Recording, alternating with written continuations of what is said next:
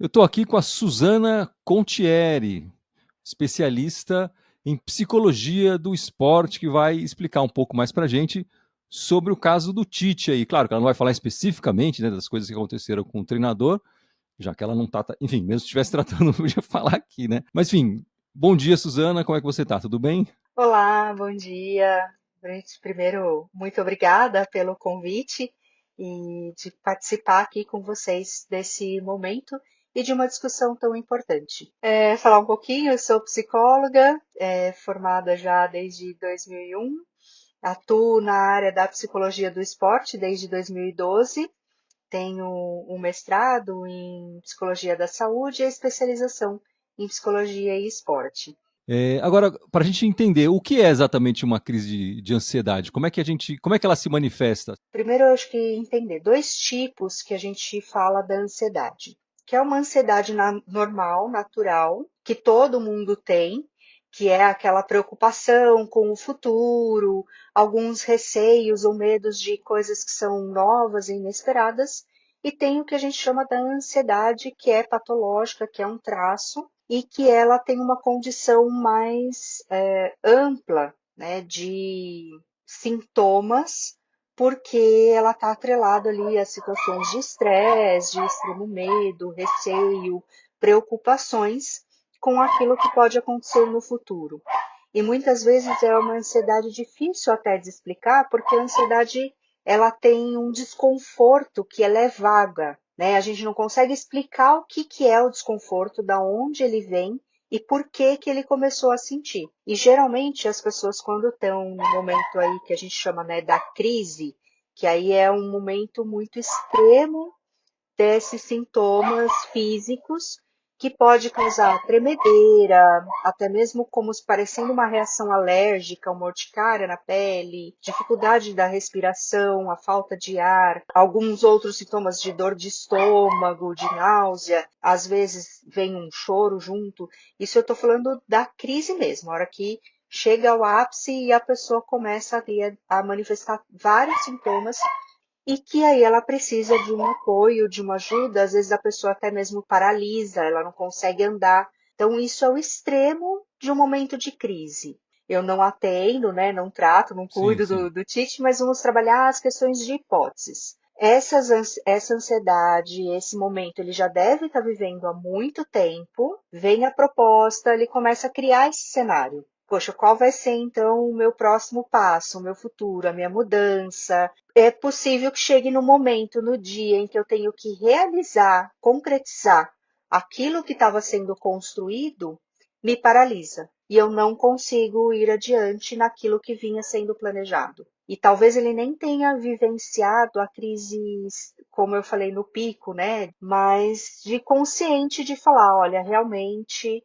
será muito para mim, não vai dar certo. E aí o que a gente percebe dos estudos de ansiedade e depressão, principalmente, a partir da pandemia, há um aumento significativo de pessoas sendo diagnosticadas com ansiedade e depressão em decorrência da própria pandemia em si, mas porque também se permitiu falar mais desse assunto. Então, quando a gente traz à tona, principalmente pela mídia, a importância da saúde mental, o reconhecimento dos sintomas de ansiedade, de depressão, crises de pânico, a população começa também a se sentir mais confortável de me expor com menos preconceito. Não que não ainda, a gente ainda tem muito, né, preconceito em geral, ainda principalmente no esporte, mas é um tabu porque eu também estou expondo a minha vulnerabilidade. E não é legal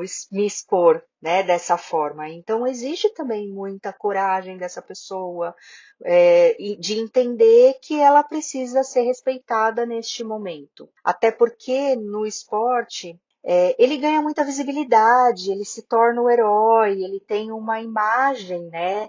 Que a gente mistifica, fantasia. Então, ele é uma referência.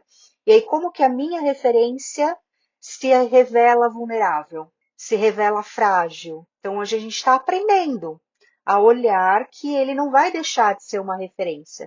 Ele não diminui em nada a competência dele, as habilidades que ele tem como técnico por causa dessa condição atual. Muito pelo contrário, ele pode continuar sendo mais ainda uma referência em que as pessoas percebem que nós temos limites como humanos, como pessoas. E mais ainda, ele nos ensina que eu preciso me amar o suficiente para dizer não. É um ato de amor próprio, né? De dizer, olha, eu preciso cuidar de mim.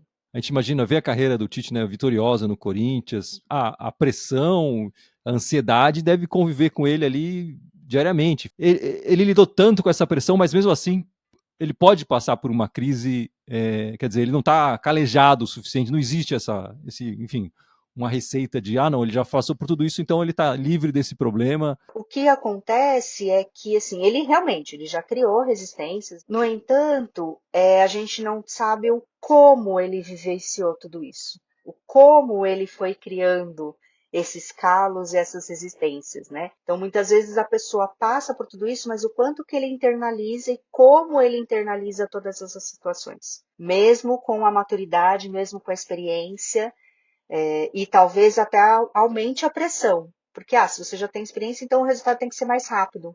E aí eu me questiono, por mais segura que eu seja do meu trabalho, em algum momento eu vou me questionar. O que eu estou fazendo de errado? O que não foi bom? Dificilmente a gente fica lá falando, poxa, o que eu fiz de certo o dia?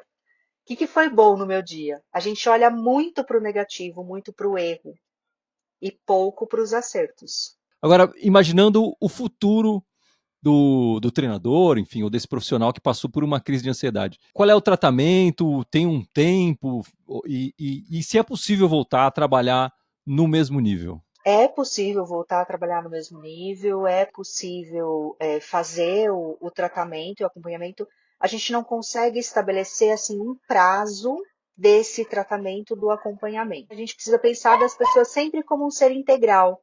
Então, num conjunto de ações que envolve atividade física, envolve também técnicas de relaxamento para ajudar, para auxiliar nesse tratamento da ansiedade.